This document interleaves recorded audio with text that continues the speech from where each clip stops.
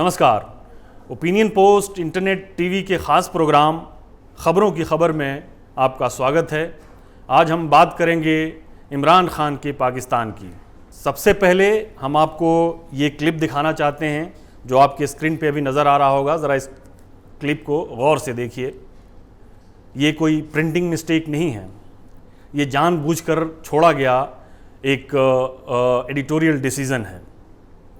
पहले ये ख़बर आई कि मोहम्मद हनीफ़ जो पाकिस्तान के एक बहुत ही मशहूर स्तंभकार हैं, लेखक हैं, अंतर्राष्ट्रीय ख्याति प्राप्त नॉवेलिस्ट हैं, उनके नावल को बुकर लिस्ट में शामिल किया गया था, बुकर प्राइज़ की लिस्ट में शामिल किया गया था। उन्होंने पाकिस्तान की इमरान खान की सरकार को आड़े हाथों लिया था। अपने लेख में उन्होंने बताया था कि इमरान खान जो नया पाकिस्तान बनाने की कोशिश कर रहे हैं वो दरअसल पुराने से भी बदतर या पुराने पाकिस्तान की ही तरह से है। लेकिन बाद में ये पता चला कि मोहम्मद हनीफ़ का लेख जो है छप चुका है किसी अंदरूनी पेज में, लेकिन किसी और ख़बर को यहाँ पे सेंसर किया गया था। लेकिन ये अपने आप में एक बड़ी कमेंट्री है पाकिस्तान की मौजूदा सूरत हाल की।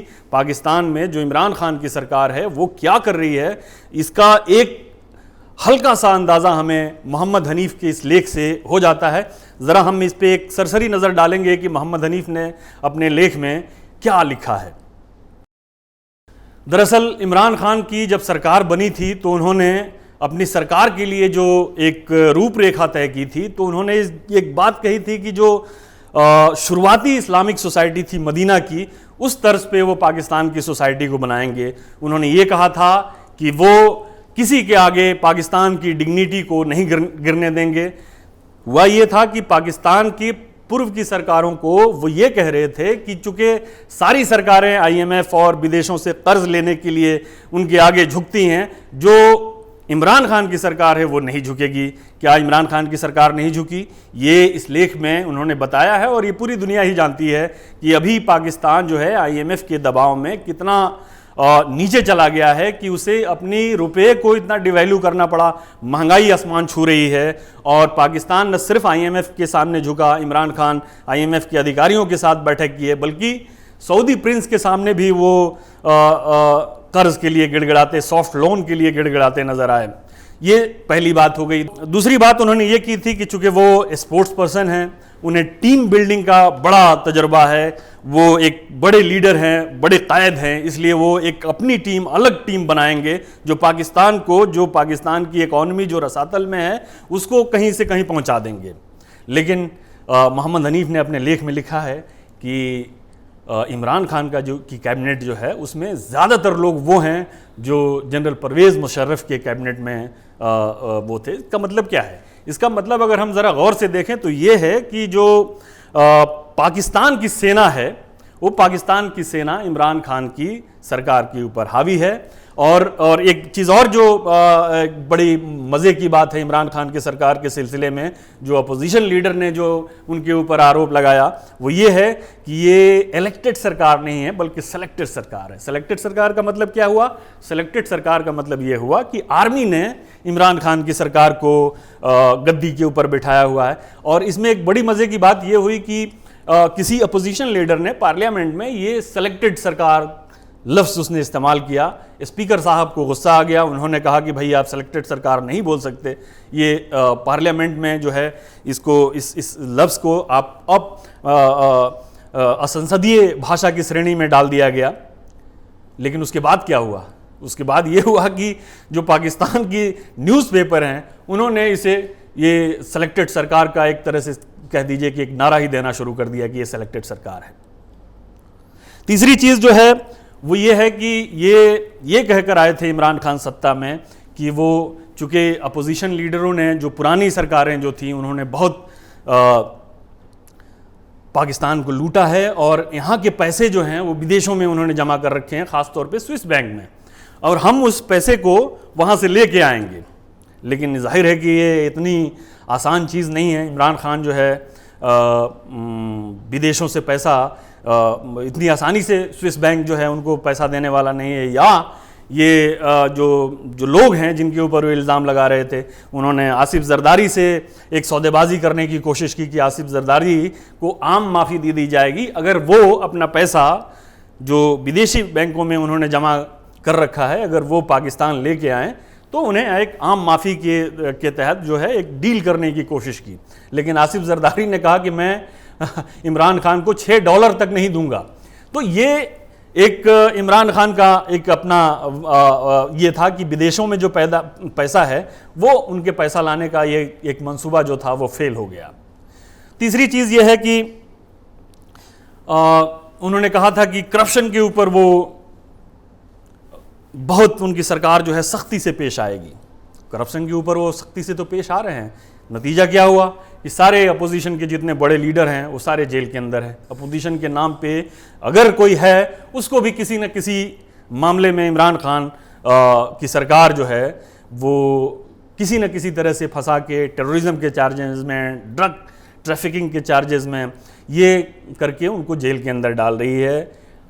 अब हम बात करते हैं मीडिया के ऊपर। मीडिया की क्या हालत है? वैसे भी पाकिस्तान में प्रेस की स्वतंत्रता जो है हमेशा से संदिग्ध रही है, लेकिन फिर भी कुछ ऐसे पत्रकार रहे हैं कि जिन्होंने हिम्मत करके सरकार को घेरने की या सरकार की आलोचना करने की कोशिश की है। उसी में मोहम्मद हनीफ भी हैं, एक हामिद मीर भी हैं, एक पत्रकार। हामिद मीर अभी कुछ दिनों पहले जो आपको ये ट्वीट उनका दिखाई देगा, उसमें वो इंटरव्यू दे रहे थे। डॉन टीवी जो एक इंटरनेट टीवी है उसके लिए वो इंटरव्यू दे रहे थे, लेकिन इंटरव्यू के बीच में ही उनसे कहा गया कि आप इंटरव्यू नहीं दे सकते हैं, कहीं से फ़ोन कॉल आ गया। अब फ़ोन कॉल कहाँ से आया? ये फ़ोन कॉल जाहिर है कि पाकिस्तान की खुफिया एजेंसियों की तरफ से आता है, पाकिस्तान की सरकार की तरफ से आता है। तो उनका इंटरव्यू बीच में ही रोक दिया गया, ऑन एयर नहीं होने दिया गया। फ़ोन के बाद उन्होंने कहा कि भाई ये देखिए, ये पता नहीं किसने फ़ोन किया, लेकिन उनको भी मालूम है कि किसने फ़ोन किया। ये वही हामिद मीर हैं जिनके ऊपर आज से 3-4 साल पहले हमला हुआ था, और उन्होंने हमले से पहले ये शक जाहिर किया था कि पाकिस्तान की खुफिया एजेंसी ISI जो है वो उनके ऊपर कुछ कर सकती है, और फ़ौरन उसके बाद उनके ऊपर हमला हो गया था। पाकिस्तान में जो भी सरकार से क्रिटिकल जर्नलिस्ट होते हैं उनको उठा लिया जाता है, किडनैप कर लिया जाता है। कुछ दिनों के बाद पता चलता है कि उनकी लाशें बाहर मिल रही हैं। तो ये वहाँ पाकिस्तान, ख़ास तौर पे जो बलूचिस्तान में जो चीज़ें हो रही हैं, बलूचिस्तान के ऊपर जो मिसिंग पर्सनस के ऊपर जो जर्नलिस्ट जो रिपोर्टें लेके आते हैं, उन पे पाकिस्तान की खुफिया एजेंसियों की गाज गिरती रहती है। लेकिन अब सवाल ये है कि मोहम्मद हनीफ जैसा जर्नलिस्ट क्यों ISI के आताब से बच जाता है? इसकी वजह यह है कि मोहम्मद हनीफ जो हैं एक अंतर्राष्ट्रीय ख्याति प्राप्त लेखक हैं, और उन पे हाथ डालने का मतलब है कि पाकिस्तान सरकार की विदेशों में बदनामी। तो पाकिस्तान सरकार इस बदनामी को मोल लेना नहीं चाहती। पाकिस्तान की सरकार का मतलब इमरान खान ज़रूर सत्ता में है, लेकिन सत्ता जो है, सत्ता की असल चाबी जो है वो पाकिस्तान की आर्मी के पास है। ये हर कोई जानता है, पूरी दुनिया जानती है। तो ये है। तीसरी चीज़ क्या है? अब ज़रा बात हम कर लेते हैं पाकिस्तान के जो टेररिस्ट कैंप्स के बारे में। पाकिस्तान की अभी की जो स्थिति है वो है कि भारत की तरफ से भी एक रिपोर्ट आई है आज कि जिसमें कहा गया है कि सरहद पार की गतिविधियां कुछ कम हो गई हैं, इन्फिल्ट्रेशन में काफ़ी कमी आई है, बल्कि कुछ दिनों से इन्फिल्ट्रेशन हुआ ही नहीं है।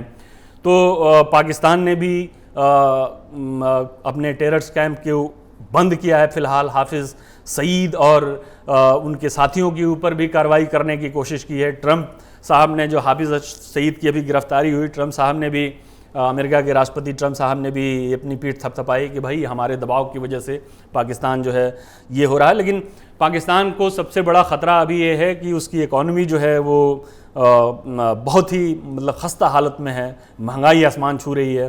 तो FATF जो है उनको एक ब्लैक लिस्ट करने के लिए अपने ग्रे लिस्ट में रख छोड़ा है, और उसका बहुत बड़ा दबाव है कि वो मनी लॉन्ड्रिंग, ड्रग ट्रैफिकिंग और टेरर फंडिंग के ऊपर पाकिस्तान जो है लगाम लगाए।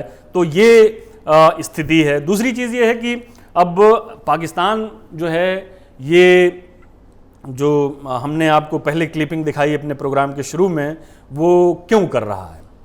तो दरअसल इसका एक जवाब जो हमको नज़र आता है वो ये है कि पाकिस्तान अपने अखबारों में जो बहुत ही क्रेडिबल चीज़ें हैं, उन क्रेडिबल चीज़ों को किसी भी तरह से बाहर नहीं आने देता है। और जहाँ तक पाकिस्तान में जो नए सरकार की सवाल है, इमरान खान के नए पाकिस्तान का सवाल है, तो जो हनीफ ने लिखा है वो बिल्कुल 100% सही है कि नया Pakistan is as good as the old one, यानी कि नया पाकिस्तान वैसा ही है जैसा पुराना पाकिस्तान था।